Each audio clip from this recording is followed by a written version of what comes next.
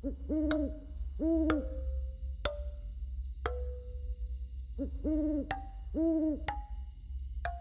হ্যাঁ গো দাদু, আমি বুঝে গেছি তোমার কথা।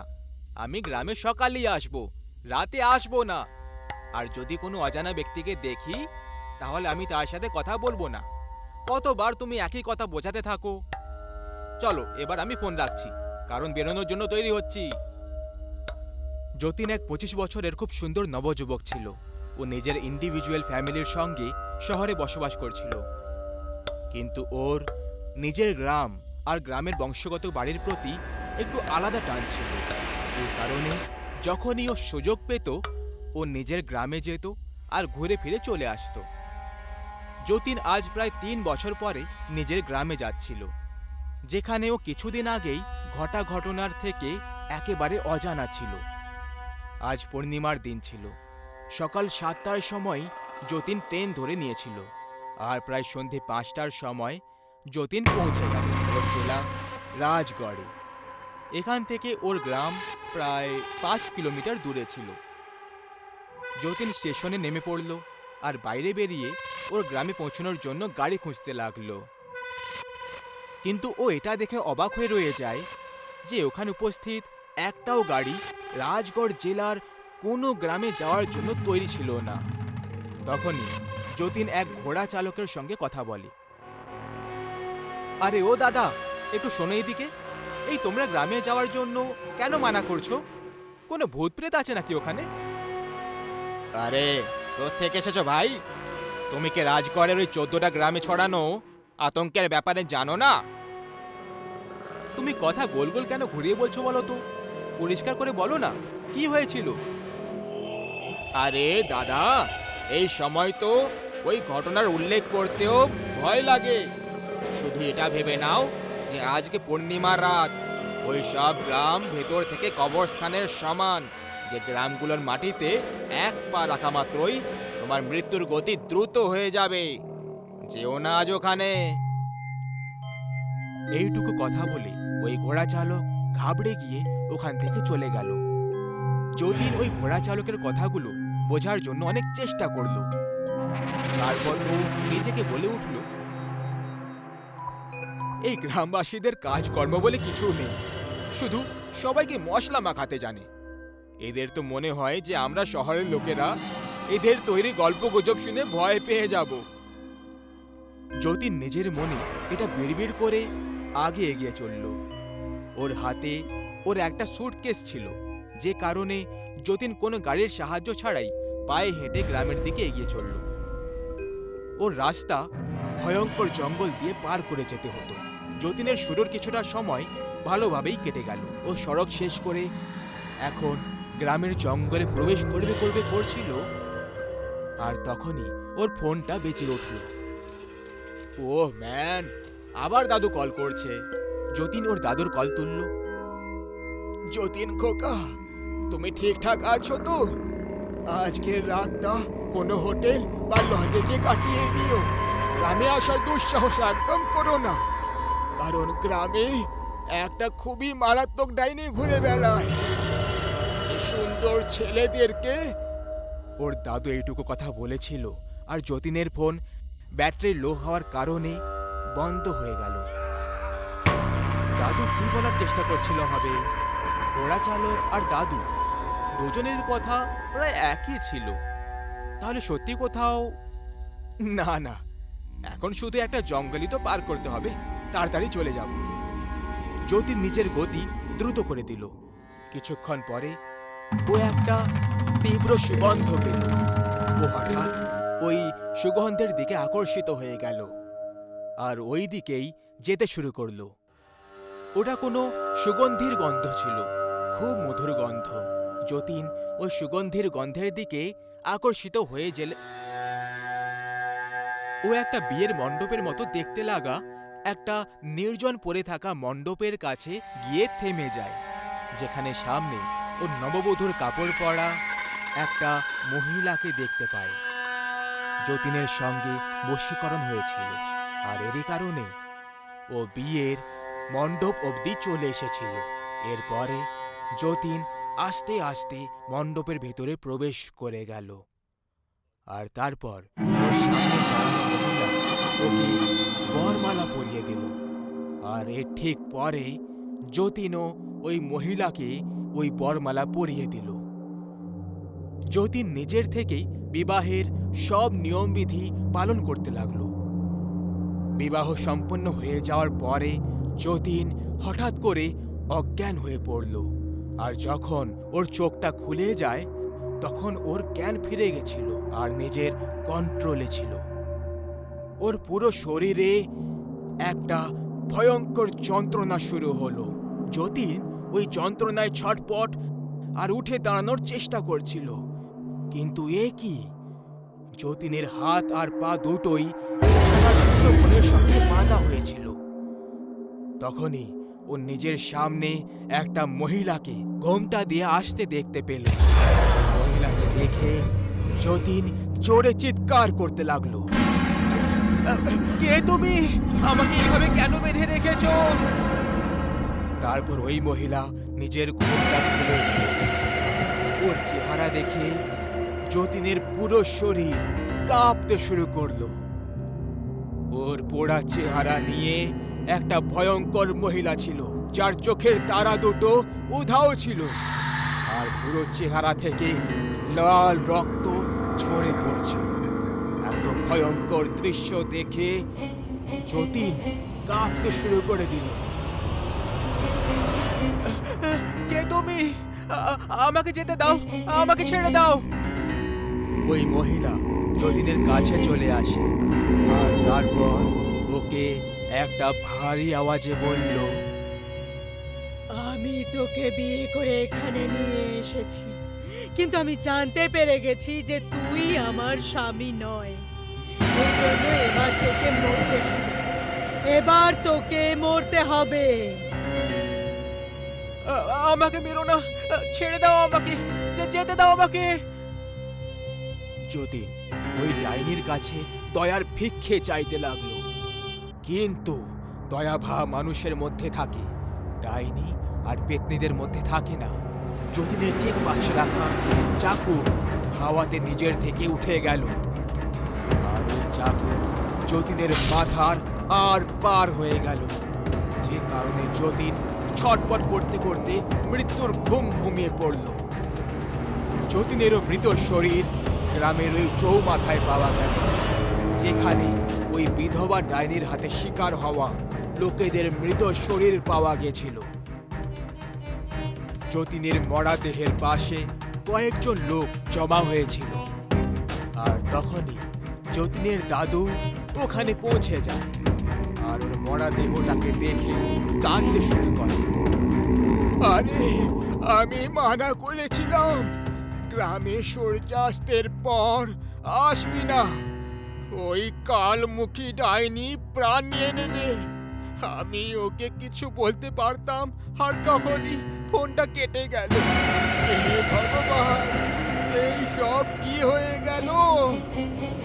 এই বিধবা ডাইনির গল্প অনেক আলাদা ছিল।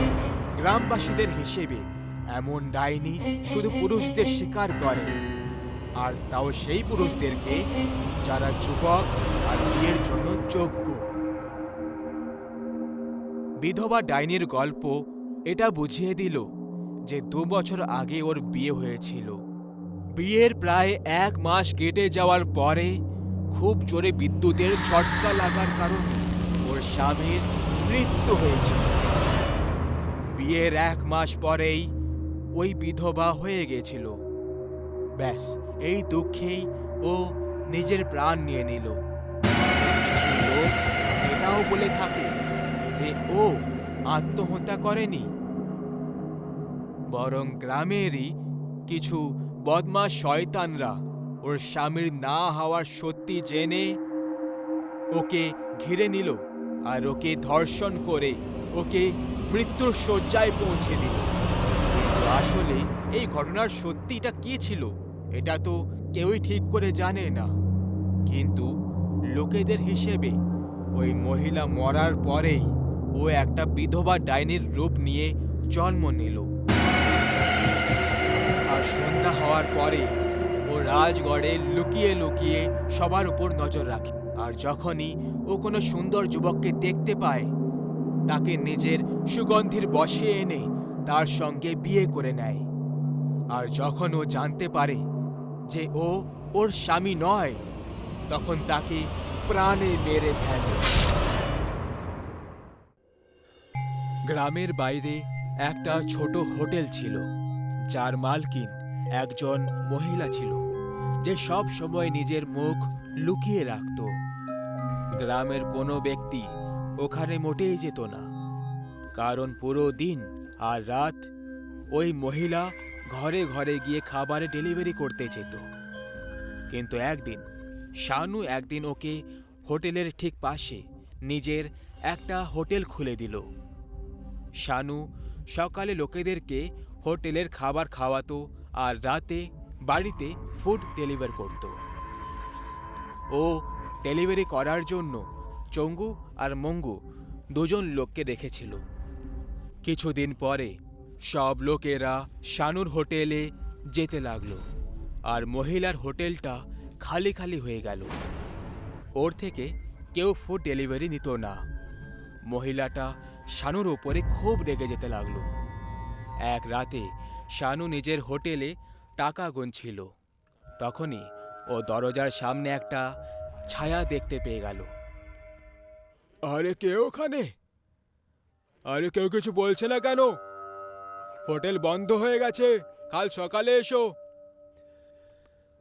আস্তে আস্তে ওই ছায়াটা বড় হতে লাগলো আর শেষে ওই মহিলা দরজা দিয়ে ভেতরে আসে। শানু ওই মহিলাকে দেখে অবাক হয়ে যায়। ও তুমি? বলো কি নিতে এসেছো? তোমার প্রাণ। কি? আরে পাগল নাকি তুই? এখন যা, কাল সকালে কথা বলবো। তোমার হোটেলটা বন্ধ করো, না হলে প্রাণে মরবে। শানু ভয় পেয়ে বলল, তুই একা মেয়ে, আমাকে মারবি? যা যা, আমি করব না বন্ধ। শানুর কথা শুনে মহিলাটা খুব রেগে গেল আর ও নিজের ঘোমটা সরিয়ে নিজের আসল চেহারা শানুকে দেখালো।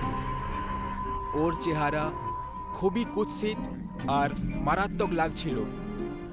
আস্তে আস্তে ওর গোটা শরীর ভয়ঙ্কর হয়ে যেতে লাগলো আর ওই মহিলা একটা ডাইনিতে বদলে গেল। ওই ডাইনিকে দেখে শানু ভয়ে পালাতে লাগলো। ডাইনি ওর পিছু করলো। শানু রান্নাঘরে গিয়ে লুকিয়ে পড়ল। ডাইনি ওকে খুঁজে হাওয়ায় উছলে দিল আর মাটিতে পটকে দিল। লোকেদের খাবার খাওয়ানোর খুব শখ তোমার, তাই না? এবার তুমি নিজেও খাও। ডাইনি খুব রাগের মাথায় ছিল। ও রান্নাঘরে যত খাবার পড়েছিল সব শানুকে খাওয়ানো শুরু করে দিল। যেভাবে যেভাবে খাবার শানুর পেটে যাচ্ছিল, ওর পেট ফুলে যেতে লাগলো। কিছুক্ষণ পর শানু খাওয়ার জন্য মানা করতে লাগলো, কারণ ওর পেট খুব ফুলে গেছিল। কিন্তু ডাইনি ওকে জবরদস্তি খাইয়ে যাচ্ছিল। শেষে শানুর পেট এত ভরে গেল যে ও একদম হঠাৎ ফেটে গেল। শানুর রক্ত আর শরীরের টুকরো গোটা রান্নাঘরে ছড়িয়ে পড়ল। অনেক রক্ত আর খাবার ডাইনির মুখে গিয়ে পড়ল আর ও সেই অবস্থায় জোরে জোরে হাসতে লাগলো।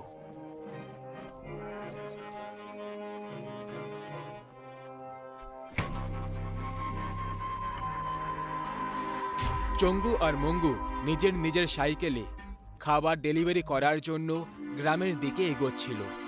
তখনই ওরা হঠাৎ সামনে থেকে একটা ছায়া আসতে দেখতে পেল। চঙ্গু এটা দেখে ভয় পেয়ে গেল। আরে সামনে ভূত, চল আমরা ফিরে যাই এখান থেকে। আবে ভূত নয়, গ্রামেরই কেউ হবে হয়তো। খাবার কতক্ষণে আসবে সেটা জিজ্ঞেস করতে এসেছে হবে, চল। দুজনেই আগে এগোতে লাগলো। ওই ছায়াটাও ওদের সামনে আসতে লাগলো। কিছুক্ষণ পর ওই ছায়াটা হঠাৎ কোথাও উধাও হয়ে গেল। এইবারে চঙ্গু আর মঙ্গু দুজনেই ভয় পেয়ে যায়। দুজনেই মাঝখানে থেমে যায়। ভাই মঙ্গু, এসব কি হচ্ছে আমাদের সঙ্গে? আরে আমিও বুঝতে পারছি না এসব কি হচ্ছে। ওরা দুজন ওখানেই মাঝ রাস্তায় দাঁড়িয়েছিল, আর হঠাৎ করে ওপর থেকে সেই মহিলা ওদের সামনে থেকে উড়ে উড়ে নিচে এলো। চঙ্গু ভয় পেয়ে চিৎকার করতে লাগলো। চুপ করো, এসব খাবার আমাকে দিয়ে দাও আর পালিয়ে যাও এখান থেকে। না না, আমরা দেব না, এগুলো গ্রামবাসীদের, আর মালিক আমাদেরকে এই দায়িত্ব দিয়েছে। ঠিক আছে, তাহলে তোমাদেরকেও আমাদের মালিকের কাছে পাঠাতে হবে। চঙ্গু যাই হোক করে ওখান থেকে পালিয়ে যায়, কিন্তু মঙ্গু পালাতে পালাতে নিচে পড়ে যায়। ডাইনি মঙ্গুকে মারার জন্য সামনে এগোলো। ডাইনি মঙ্গুকে হাওয়ায় তুলে দিল আর দুটো সাইকেল ওর ওপর ছুঁড়ে মারল। এই কারণে মঙ্গুর খুব আঘাত লাগলো, কিন্তু মরেনি। ওকে জ্যান্ত দেখে ডাইনি আবার দুটো সাইকেল ওর উপরে ছুঁড়ে দেয় আর ওকে আধমরা করে দিল। মঙ্গুর শরীর থেকে খুব রক্ত বেরোতে লাগলো, আর শেষে ডাইনি মঙ্গুকে প্রাণে মারার জন্য ওকে একটা পাথরের ওপর ছুঁড়ে দিল। মাথায় আঘাত লাগার কারণে মঙ্গু ওখানেই মরে গেল। ডাইনি সব খাবার নিল আর এক এক করে ওকে দেখতে লাগলো। এই গ্রামের লোকেরা আমার খাবার না নিয়ে এই শানুকে বেঁচেছিল, এবার তোমাদেরকে এই খাবার খাওয়াতেই হবে। ডাইনি সব খাবার মাটিতে রেখে দেয় আর হাত দুটোকে তার উপরে রেখে জাদু করতে লাগলো। আস্তে আস্তে ডাইনির হাত থেকে ধোঁয়া বেরোতে লাগলো আর সেটা পুরো খাবারের ওপর ছড়িয়ে পড়লো। এটা দেখে ডাইনি জোরে জোরে হাসতে লাগলো।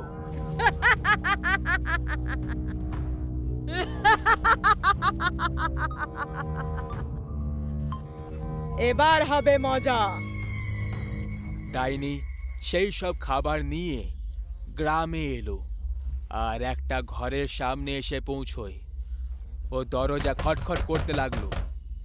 একটা লোক ওই দরজাটা খুলে দেয়। সে ওই মহিলাকে দেখে অবাক হয়ে যায়। কিন্তু আমি তো তোমার কাছ থেকে নয়, শানুর কাছ থেকে খাবার অর্ডার করেছিলাম। এটা সেই হোটেল থেকেই এনেছি, শুধু আমি দিতে এসেছি। ওই লোকটা খাবার নিয়ে ভেতরে চলে গেল, আর সেইভাবেই ওই ডাইনি আবার মহিলার রূপ নিয়ে একটা একটা ঘরে গিয়ে খাবার দিতে লাগলো।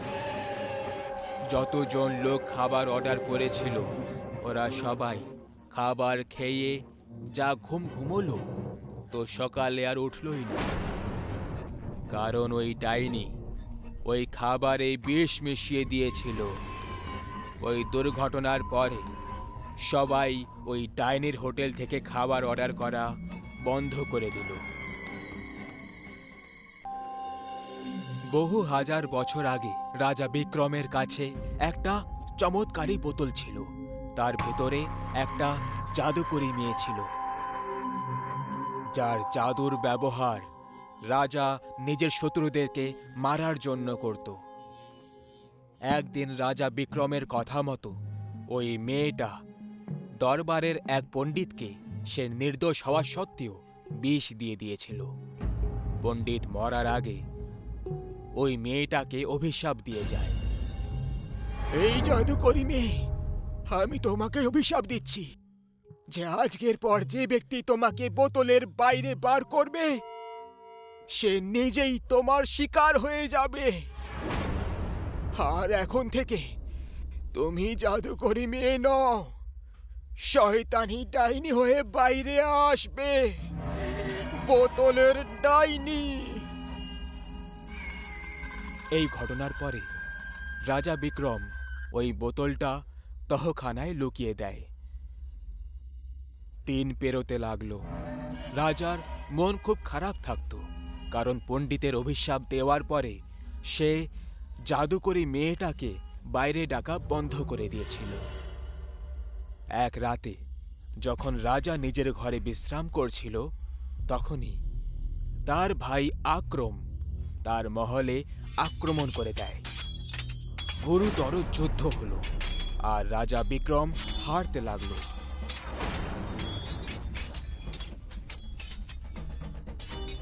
এখন ও আর থাকতে পারলো না, আর সে বোতল খোঁজার জন্য তহখানার দিকে এগোলো। বোতল তহখানার একেবারে ভেতরে লুকোনো ছিল। রাজা ওই বোতলটা নিল আর সেটা খুলতেই যাচ্ছিল, আর হঠাৎ করে থেমে গেল। পণ্ডিতের অভিশাপের কথা মনে পড়ে যায় আর সে ভয় পেয়ে গেল। আর কিছুক্ষণ পরে সে সাহস করে ওই বোতলটা খোলার সিদ্ধান্ত নিয়ে নিল। সে এক হাতে বোতল ধরল আর অন্য হাত দিয়ে বোতলের মুখে মারতে লাগলো। কিছুক্ষণ পর বোতলে নড়চড় শুরু হয়ে গেল। রাজার মনে হলো যে এবার জাদুকরি মেয়ে আবার বাইরে চলে আসবে, কিন্তু হঠাৎ বোতলের রং পাল্টে গেল আর দেখতেই দেখতেই বোতল থেকে ধোঁয়া বেরোতে লাগলো। রাজা বিক্রম এটা হবে বলে একেবারে আশা করেন। আরে, এসব কি হচ্ছে? এরকম তো আগে কখনো হতো না। মনে হচ্ছে এটা ওই পণ্ডিতের অভিশাপের কারণেই হচ্ছে। মানে এবার এই বোতল থেকে ডাইনি বের হবে। রাজা বিক্রম ভয় পেয়ে গেল আর সে ওই বোতলটা ওখানেই ছুঁড়ে দিল, কিন্তু ধোঁয়া এখনো বেরিয়ে যাচ্ছিল। রাজা দরজার দিকে দৌড়ল, কিন্তু দরজা হঠাৎ করে বন্ধ হয়ে গেল। ও পেছনে মুড়ে ধোঁয়ার দিকে দেখল। ধোঁয়ার মধ্যে একটা ডাইনির ছায়া দেখতে পাওয়া গেল, আর ওর জোরে জোরে হাসার আওয়াজ তহখানার মধ্যে ঘুরতে লাগলো। রাজা বিক্রম ওই আওয়াজ শুনে আরো ভয় পেয়ে গেল। এখন আস্তে আস্তে ধোঁয়া কম হয়ে গেল, আর ওখানে একটা ভয়ঙ্কর ডাইনিকে দেখা গেল। কেমন আছেন মহারাজ? অনেকদিন পর আমাকে মনে করলেন। আজ আমি আপনাকে জিজ্ঞেস করব না যে কাকে শাস্তি দিতে হবে, কারণ আমি জানি আজকে আমার শিকার আপনি নিজেই। আপনি নিজে আমার কাছে আসবেন নাকি আমি ওখানে আসব? খবরদার, যদি তুমি আমার কাছে আসার কথা ভেবেছ, আমি তোমার মহারাজ। তুমি আমাকে মারতে পারবে না। আপনি ওই বোতলের মহারাজ ছিলেন, আমি বোতলের ডাইনি, আর আমার কোনো মহারাজ নেই। যে কেউ আমাকে বাইরে বার করবে সে মারা পড়বে। এইটুকু বলে ওই ডাইনি হাসতে লাগলো। আমি বলছি তুমি ফেরত বোতলে চলে যাও। হ্যাঁ, চলে যাব, কিন্তু আপনাকে সঙ্গে নিয়েই তবে যাব।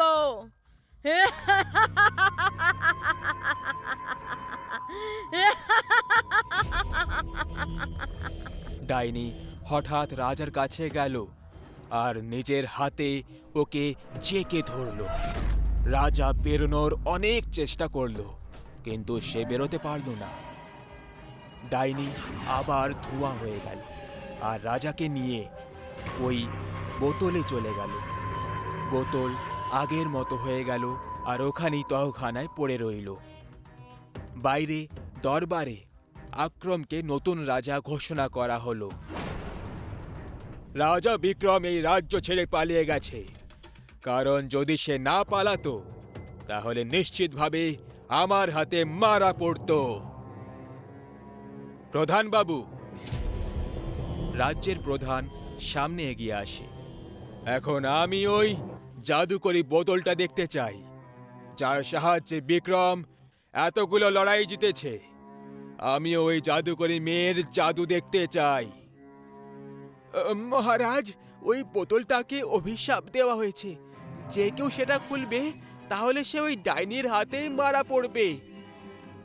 এ অবশ্যই মিথ্যে বলছে। এ চাই না যে আমি ওই বোতলটা দেখি। আমি কিছু শুনতে চাই না। যাও আর ওই বোতলটা নিয়ে এসো। প্রধানবাবু দুজন সৈনিককে ইশারা করল, আর তারা তক্ষুনি গিয়ে তহখানা থেকে বোতল নিয়ে আসে। সৈনিক প্রধানবাবুর হাতে বোতলটা ধরিয়ে দেয়, আর প্রধানবাবু রাজা আক্রমকে আক্রম বোতলটাকে ভালো করে দেখলো আর আবার প্রধান বাবুকে দিয়ে বলল, বাইরে বার করো ওকে। প্রধান বাবু ভয় পেয়ে গেল আর ভয় পেয়ে বলল, ক্ষমা করবেন মহারাজ, কিন্তু আমি জানি না, রাজা বিক্রম আমাদের কখনো বলেননি। আমি সব জানি, এই সব তোমাদের ষড়যন্ত্র, যাতে আমি জাদুকরি মেয়েকে না পাই, কিন্তু আমি একে নিয়েই ছাড়বো। রাজা আক্রম রেগে উঠে পড়ে আর ওই বোতলটা মাটিতে জোরে ছুঁড়ে দিল। দরবারের সবাই ভয় পেয়ে গেল। বোতল মাটিতে পড়ে যাওয়ার কারণে সেটা ভাঙতে লাগলো আর হঠাৎ করে ফেটে গেল। ফেটে যাওয়ার কারণে সেটা থেকে ধোঁয়া বেরোতে লাগলো। সেটা দেখে আক্রমও একটু ভয় পেয়ে গেল। পুরো দরবারে ধোঁয়া ছড়িয়ে পড়ল আর ডাইনির হাসার আওয়াজ আসতে লাগলো।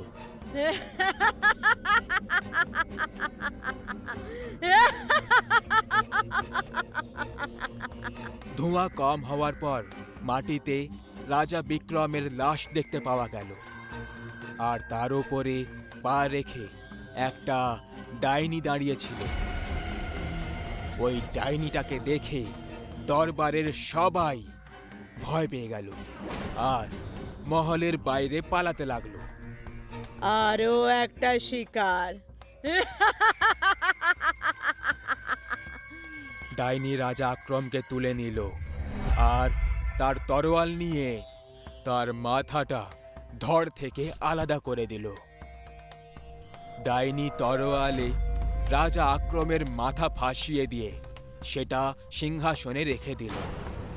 ডাইনি তারপর বাইরে এলো আর নিজের মুখ দিয়ে আগুন বের করে পুরো মহলে আগুন লাগিয়ে দিল।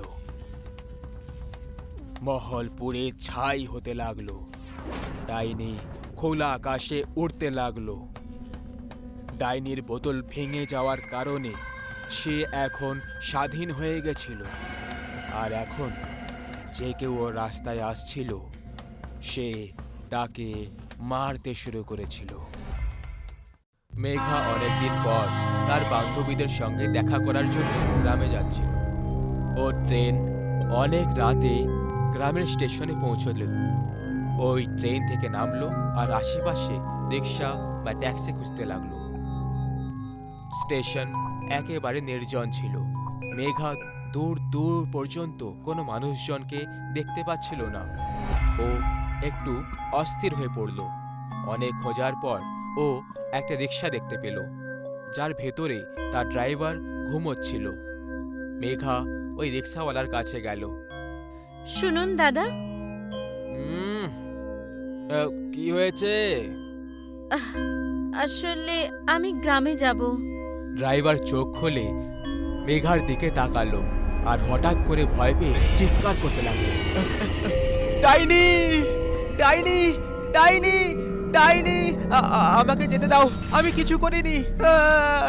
চিৎকার করতে করতে মেঘার থেকে দূরে যেতে লাগলো। এ আপনি কি বলছেন? আপনি ভয় পাবেন না, আমি কোনো ডাইনি নই। দাঁড়ান। ড্রাইভার শান্ত হয়ে আস্তে আস্তে মেঘার কাছে আসতে লাগলো। আপনি ডাইনি নয় তাহলে কে আপনি? আমি শহর থেকে এসেছি। এই গ্রামে আমার বান্ধবী থাকে। আপনি কি আমায় গ্রাম অবধি ছেড়ে দিতে পারবেন? যদি আমি আপনাকে গ্রাম অবধি ছাড়তে যাই তাহলে ওই ডাইনি আমাকে ছাড়বে না। ডাইনি? কে ডাইনি? লাল শাড়ি পরে থাকা ডাইনি। আপনি চিন্তা করবেন না, আমি আপনার সাথে আছি। চলুন আপনি। আপনি সাথে আছেন সেই জন্যই তো ভয় লাগছে। আপনি লাল রং পরে রয়েছেন, যেটা ডাইনির মোটেই পছন্দ নয়। গ্রামে যদি কেউ লাল রঙের কাপড় পরে বেরোয় তাহলে ডাইনি তার শরীরকে 2 টুকরোতে ভাগ করে মাটির নিচে পুঁতে দেয়। এইসব শুনে মেঘা একটু ভয় পেয়ে গেল, কিন্তু তারপর নিজেকে সামলেও বলল, দেখুন, কথাটা বুঝুন। এত রাতে আমি হেঁটে যেতে পারবো না, আর এখানে অন্য রিক্সাও নেই। দরকার হলে বেশি টাকা নিয়ে নিন, কিন্তু প্লিজ এখান থেকে চলুন। ঠিক আছে, কিন্তু আমি আপনাকে গ্রামের বাইরে একটা মন্দির আছে সেখানেই ছাড়বো, তারপর আপনাকে একা যেতে হবে। ঠিক আছে, চলুন। মেঘা কোনো রকমে মেনে নিল আর দুজন গ্রামের দিকে এগিয়ে চলল। কিছুক্ষণের মধ্যেই ওরা মন্দিরের কাছে পৌঁছলো। মেঘা ড্রাইভারকে টাকা দিল আর ড্রাইভার মন্দিরে হাত জড়ো করে ওখান থেকে চলে গেল। মেঘা একা হয়ে গেল। ও গ্রাম দেখতে পাচ্ছিল, কিন্তু ডাইনির গল্প শুনে ও একটু ভয় পেয়ে গেছিল, কিন্তু সাহস করে ও গ্রামের দিকে এগোতে থাকলো। মেঘা সড়কে হাঁটছিল, ততক্ষণে ও পেছন থেকে কাউকে অনুভব করল। ও ঘাবড়ে পেছনে দেখল, তখন ওখানে কেউই ছিল না। ওর চোখ মাটির দিকে পড়ল আর ভয়ের চোটে গা দিয়ে ঘাম ঝরতে শুরু করল। মাটিতে লাল রক্তে পায়ের চিহ্ন ছিল, যেটা ওর পেছনে পেছনে আসছিল। মেঘা নিজের পা তুলে দেখল, তখন পা দুটো একদম পরিষ্কার ছিল। মেঘা ভয় পেয়ে উল্টো পায়ে হাঁটতে শুরু করে দিল, কিন্তু সেই পায়ের চিহ্ন ওর কিছু করতে থাকলো। মেঘা থেমে গেল। ওই চিহ্ন চলতে চলতে ওর পাশে এসে থেমে যায়। মেঘা ওখান থেকে যাওয়ার জন্য ঘুরল, আর যখনই ঘুরে দেখল, ওর কাঁধের ওপর একটা রক্তে লথপথ হাত পড়ে যায়। মেঘা এত বেশি ভয় পেয়ে গেল যে ও চিৎকার করতে করতে গ্রামের দিকে পালাতে লাগলো। মেঘা চিৎকার করতে করতে গ্রামের দিকে পৌঁছলো। আমায় বাঁচাও, ওই ডাইনি আমায় মেরে ফেলবে, আমায় বাঁচাও। অনেকজন লোক তাদের ঘর থেকে বাইরে চলে আসে। মেঘার বান্ধবীরাও বাইরে চলে এলো। মেঘা ওর বান্ধবীকে তার ঘরের বাইরে আসতে দেখলো আর পুরো জোর লাগিয়ে ও ঘরের ভেতরে দৌড়লো। ওর বান্ধবীও ওর পেছনে দৌড়ে ঘরের ভেতরে চলে গেল। তুই লাল রং পরে কেন এসেছিস গ্রামে? ভুলটা আমারই ছিল, তোকে এখানে ডাকাই উচিত হয়নি। একটা কাজ কর, তুই পালিয়ে যা গ্রাম থেকে, না হলে এই ডাইনি তোকে ছাড়বে না। আমার স্বামীর মতো তোকেও মেরে ফেলবে। ওরা দুজন ঘরের কথা বলছিল, তখনই ডাইনির লাল রক্তে মাখা একটা হাত দরজা ভেঙে ভিতরে চলে এলো আর মেঘাকে টেনে টেনে বাইরে নিয়ে যেতে লাগলো। ডাইনির হাতটা মেঘাকে টেনে ঘরের বাইরে ছুটে দিল। ও কিছুই বুঝতে পারছিল না যে এসব কি হচ্ছে। গ্রামের সবাই মেঘাকে দেখার জন্য ওর কাছে যেতে লাগলো। মেঘার উপরে লাল আলো, লাল শাড়ি পরে থাকা ডাইনিকে দেখতে পেল। গ্রামের সবাই থেমে গেল আর নিজেদের ঘরের দিকে পালাতে লাগলো। ডাইনির রূপ খুবই মারাত্মক লাগছিল। পুরো শাড়ি রক্তে লথপথ হওয়ার কারণে ওই রক্তের ফোঁটা মেঘার শরীরে পড়ে যাচ্ছিল। মেঘার চেহারা রক্তে লাল হয়ে গেছিল। আমি তোমাদের কতবার বলেছি যে এই গ্রামে কেউ যেন লাল রঙের কাপড় পরে না আসে, কিন্তু তোমরা আমার কথাই শোনো না।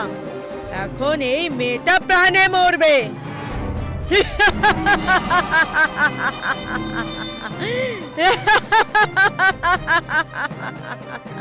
এইটুকু বলে ওই ডাইনি ভয়ঙ্কর হাসি হাসতে লাগলো। ডাইনিকে দেখে মেঘা পালাতে লাগলো। মেঘাকে পালাতে দেখে ডাইনি নিজের হাত লম্বা করে দিল আর ওকে হাওয়ায় তুলে নিল। ডাইনি মেঘাকে নিজের মাথার ওপরে তুলে নিল আর ওর শরীরকে মাঝখান থেকে ফাল করতে লাগলো। যেমন যেমন মেঘার শরীরের দুই টুকরো হচ্ছিল, তখন তখন মেঘার গরম রক্ত ডাইনির মাথার উপর দিয়ে পুরো শরীরে ছড়িয়ে পড়ল। এই রক্তের কারণে ডাইনির শাড়ি আরো লাল হতে লাগলো।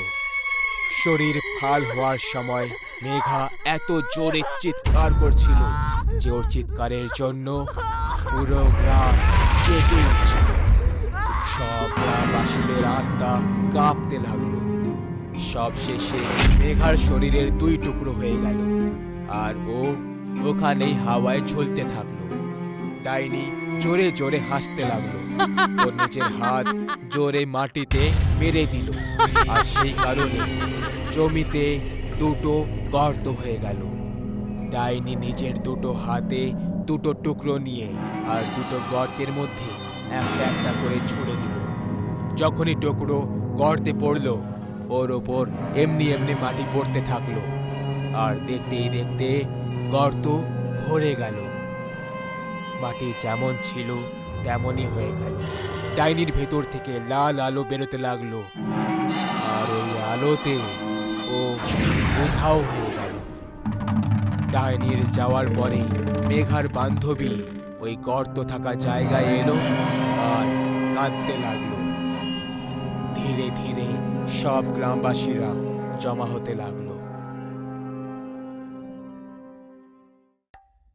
কথায় বলে, রাত্রি দিনের থেকে বেশি মারাত্মক হয়, আর অমাবস্যার রাত তো এর থেকেও বেশি মারাত্মক।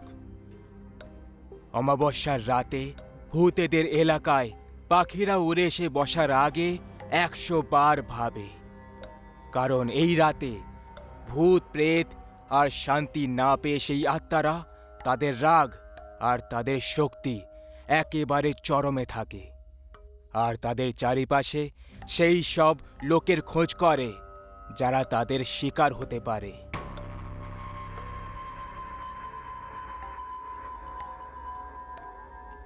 আরে দাদু, এই ভূত টুত কিছুই হয় না। তোমায় বলে রাখি, কাল যদি আমি সন্ধে অবধি শহরে না পৌঁছই, তাহলে আমার বস আমাকে চাকরি থেকে বার করে দেবে। দেখো খোকা, জব তুমি আরো অনেক পেয়ে যাবে, কিন্তু জীবন পাবে না। আমি তোমাকে বলছি, আজকের রাতটা থেমে যাও, কারণ আজ হলো অমাবস্যার রাত, আর আজকে ভয়ঙ্কর আত্মারা শিকার করার জন্য পাগল হয়ে ওঠে। দাদু, এবার তুমি আমাকে রেখে যেতে বাধ্য করো না, আর আমাকে যেতে দাও, আমার কিছুই হবে না।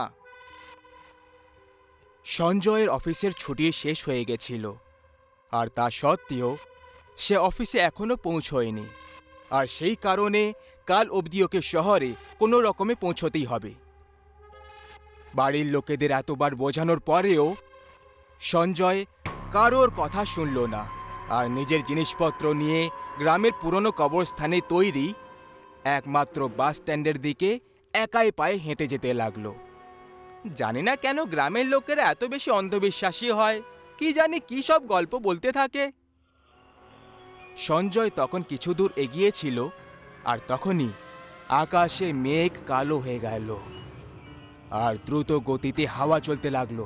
এমন মনে হচ্ছিল যেন এই হাওয়া সঞ্জয়কে বারবার কোনো বিপদের সংকেত দিয়ে চলেছে।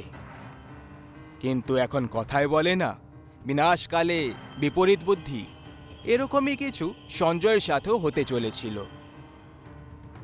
সঞ্জয় রাতে 11টার সময় ওই ভুতুড়ে গ্রামে একাই পথিক ছিল। ওখান থেকে কিছু দূরেই গেছিল, আর তখনই ওর এমন মনে হলো যেন ওর পিঠের ওপর কেউ হাত রেখে দিয়েছে।